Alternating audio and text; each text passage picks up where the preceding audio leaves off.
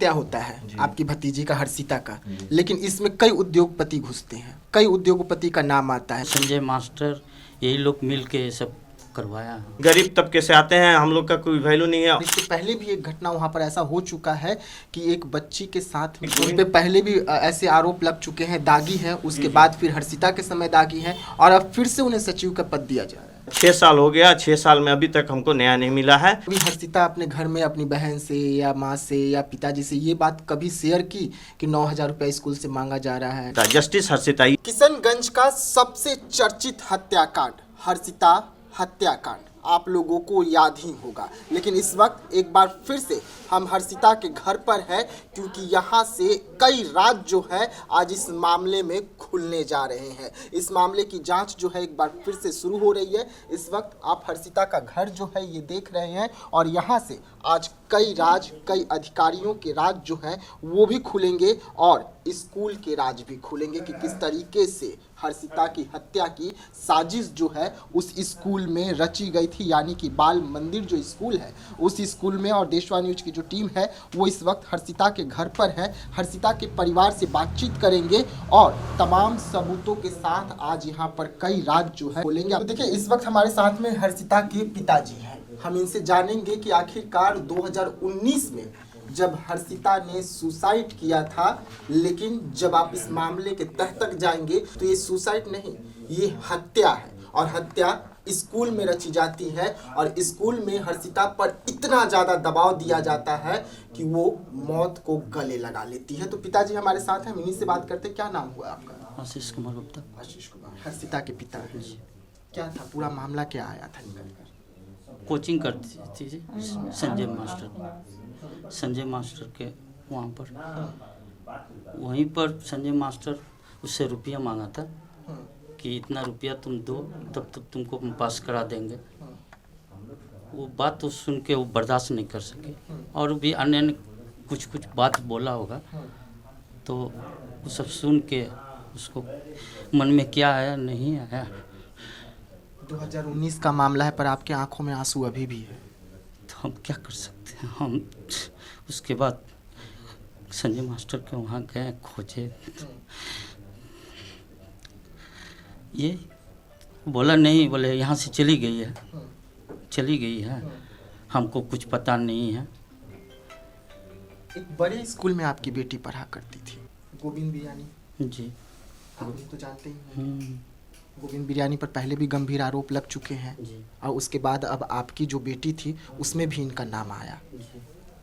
वही वो संजय मास्टर यही लोग मिल के ये सब करवाया है। सब मिलकर करवाया। हाँ, जितना मैनेजमेंट बाल मंदिर का था सब कोई मिल के ऐसा किया है लोग। हम लोग गए भी स्कूल में कि बच्ची का सर्टिफिकेट, स्कूल में एग्ज़ाम कॉपी ये लोग दिया नहीं। जब एग्ज़ाम कॉपी आया तो उसमें आप लोगों ने देखा कि आपकी बेटी पास है, लेकिन उसे जानबूझकर फेल किया गया। देखिए, एक पिता का दर्द जो अपनी बेटी को खोता है वही समझता है, क्योंकि पिता के सबसे करीबी जो है वो बेटी होती है। वैसे में इन्होंने अपनी लाडली को खोए हैं, और खोने का कारण एक स्कूल, और उसके बाद गोविंद बिरयानी जो है वो साजिशकर्ता के तौर पर उभर कर आते हैं। लेकिन इस खबर में सबसे अहम रोल में थे इनके चाचा जी, जो हर बिंदु पर आपको पूरे राजों के साथ, सबूतों के साथ कई राज जो है आज खोलेंगे। तो हम सीधा उनके पास चलेंगे और इन्हीं से जानेंगे कि क्या कुछ पूरा मामला है और किस तरीके से हत्या की साजिश जो है वो रची गई थी। तो हम इनसे जुड़ते हैं। सर, क्या नाम हुआ आपका? जी, अनिल कुमार गुप्ता नाम है। अनिल कुमार गुप्ता जी। जी। क्या है पूरा मामला, क्या है ये? मामला ऐसा है ना कि संजय साहा के वहाँ मेरी भतीजी पढ़ती थी, और उस दिन, जिस दिन का ये कांड है, उस दिन भी वो पढ़ने ही गई थी। तो जब वो शाम को लौटी नहीं, तो हम लोग खोजबीन करने उनके वहाँ गए, तो बोले कि वो नहीं, वो तो मेरे वहाँ से टाइम से चली गई है। तो हम लोग 9 बज रहा था रात, अभी तक नहीं गई है, क्या बात है नहीं है। तो उन्होंने खुद कहा कि वो तो क्रॉस कर गई है, और हम लोग उसको समझाएं कि कोई बात नहीं है, 9,000 रुपया लगेगा, तुम पास कर जाएगी। जब ये उन्होंने कहा तब हम लोग का दिमाग खटका के, रे ये पैसा का तो कोई बात ही नहीं है हम लोग से, और ये कह रहे हैं। तो फिर हम लोग और खोजबीन, हम लोग का दिमाग ये हुआ कि पता नहीं क्या बात हुआ नहीं हुआ।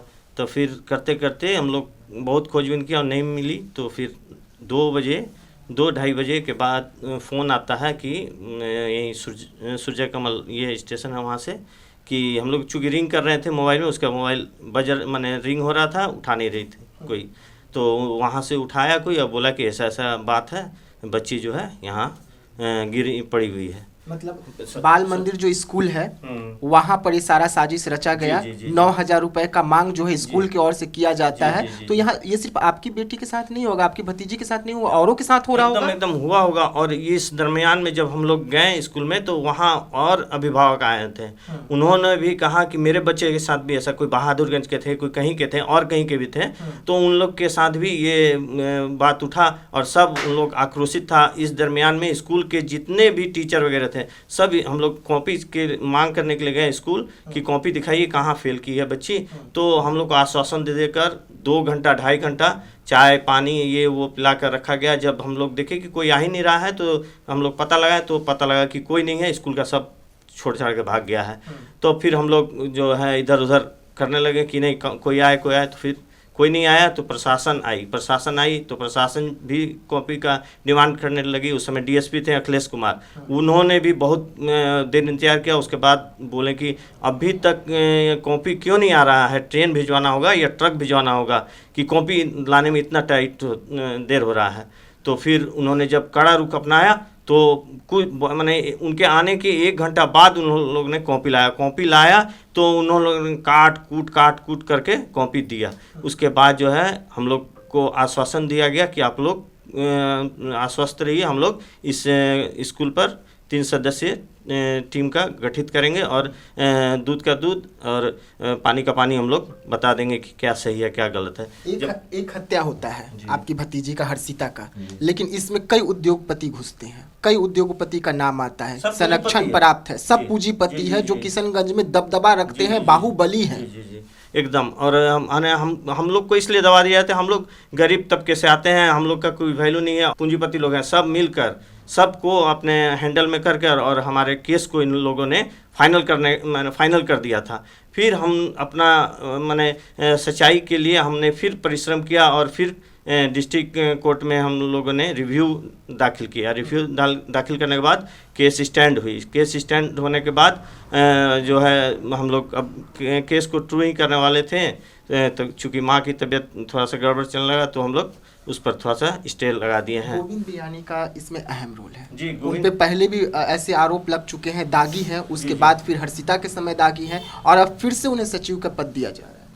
न्यायपालिका का खुलेआम अवहेलना करते हुए ये न्यायपालिका को धमकी दे रहे हैं कि आप कुछ भी कर लीजिएगा, हम जो चाहेंगे वही करेंगे। इसके पहले भी उन्होंने ऐसा ही किया है।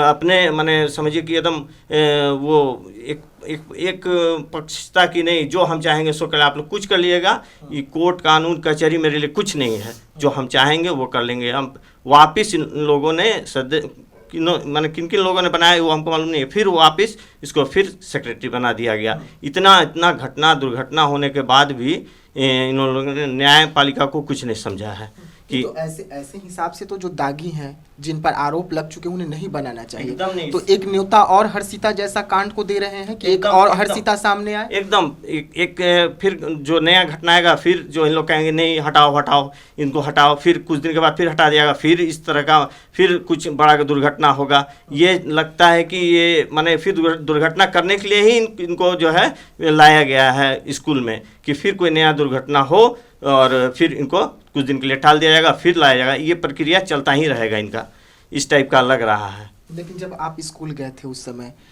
आपकी भतीजी का जो डेड बॉडी था घर पे था, आप लोग लगातार छानबीन कर रहे थे, घर में चीख पुकार मची थी, कई नेता आए, बड़े बड़े नेता जो है आपके घर पर पहुंचे थे, आश्वासन मिला था, उस आश्वासन का धरातल पे असर क्या रहा?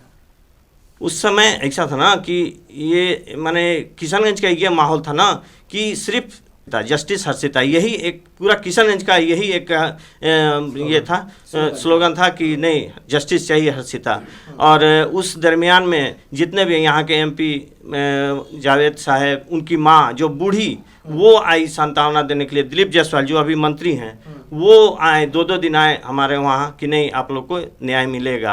अख्तरुल मेहमान साहब आए, जितने भी बड़े बड़े नेता थे सब उन्होंने आया और आश्वासन दिया। लेकिन ये आश्वासन बस ज़्यादा दिन नहीं चला और अभी तक 6 साल हो गया, 6 साल में अभी तक हमको न्याय नहीं मिला है। और बशर्ते उसके एवज में केस को फाइनल कर दिया गया था। अब बताइए कि केस फाइनल कर दिया गया, माने हमारा इतना बड़ा मर्डर केस को फाइनल कर दिया गया और हम लोग जो माने आवेश में आके जो हम लोग थोड़ा तोड़ फोड़ किए, उस केस को चालू रखा गया और इस केस को फाइनल कर दिया गया। नहीं तो आपके पास देखिए, आपके पास कोई सबूत नहीं है। जो भी सबूत है कि हर्षिता बेगुनाह थी, हर्षिता ने हत्या मतलब उसका मर्डर हुआ है, ये तमाम जो सबूत है ये पुलिस ही आपको दिए हुए हैं। उसके बाद भी दोषियों को बाहर कर दिया गया। एकदम उस समय यहाँ के डीएम हिमांशु शर्मा थे, उन्होंने हम लोगों को बुलाया और कहा कि जो स्कूल में जो सच्चाई है हम लोगों ने एक एक बिंदु पर ध्यान देते हुए रिपोर्ट में दर्ज किया है और उसके अनुसार से यहाँ का न्यायपालिका अगर मुझे बुलाएगी, चाहे कहीं का भी, हम कहीं भी रहेंगे वहाँ जाएंगे और जो सही चीज़ हमने देखा है, जो देखकर हमने लिखा है, उस पर हम जो लिखा है वही हम बोलेंगे। और यह आश्वासन दिया कि आप लोग निफिक्र रहिए, आप लोग को न्याय मिलेगा। इन हिमांशु शर्मा ने हम लोग को आश्वासन दिया था। रिपोर्ट में उन्होंने अपने तरफ से सब कुछ सही लिखा, लेकिन कोर्ट में जाते जाते सब बदल गया। यहाँ तक कि सीबीएसई रूल के अनुसार जो रिपोर्ट आई है उसमें टोटल 101% जो है स्कूल दोषी है और सीबीएसई के खिलाफत में सब कुछ हुआ है। और उसके बावजूद भी स्कूल का कोई भी बाल बाका नहीं कर पाया। क्यों? कि ये पूंजीपति का स्कूल है, बड़े बड़े ट्रस्टी लोग हैं, जो चाहते हैं वही हो जाता है। पैसा के बलबूते किसी का चाहते हैं मुंह बंद करने के लिए। हमको भी आए थे कि आप लोग चुप हो जाइए, रुपया पैसा ले लीजिए। हम लोगों ने बोला कि नहीं, हम लोग को न्याय चाहिए तो न्याय चाहिए, बस हम लोग को और कुछ नहीं चाहिए। तो हम लोग को आश्वासन दिया गया और अभी तक कुछ उस पर नहीं हुआ और प्रशासनिक तरीक़ा से भी उस पर कोई कार्रवाई नहीं हो रही है। अब आप लोग क्या करेंगे आगे, क्या कुछ कदम उठाने वाले हैं? क्योंकि बाल मंदिर तो लगातार वहाँ पे स्कूल में जो बच्चे हैं पढ़ाई कर रहे हैं, वहाँ पे जो आरोपी हैं हर्षिता के, वो अभी भी कुर्सी पर बैठे हुए हैं लगातार। अब क्या? अभी हम लोग तो न्यायपालिका पर निर्भर हैं और यही हम कहना चाहते हैं कि जो हमारी भतीजी के साथ जो घटना हुई, अब दोबारा वो घटना नहीं हो। इसके लिए मैं प्रशासन से यही मांग करता हूं कि इनको पद से हटाया जाए और जो है अपने हिसाब से स्कूल के पर ध्यान दीजिए।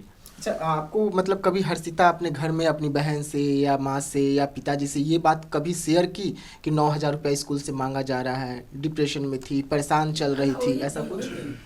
ऐसा है ना कि हम लोग को पता नहीं था। ये गोपाल नाम का लड़का है, दोस्त है उसका, था हरियाणा का लड़का गोपाल है, उसको वो बताई थी कि गोपाल हमसे सर 9,000 रुपया मांग रहे हैं, सो हमको समझ में नहीं आ रहा है कि हम क्या करें नहीं करें। ये गोपाल के माध्यम से पता लगा। दूसरा वो संजय सर ही इसको बताएं हम लोग को, इसके सिवाय हम लोग को मालूम नहीं था कि ऐसा भी बात है।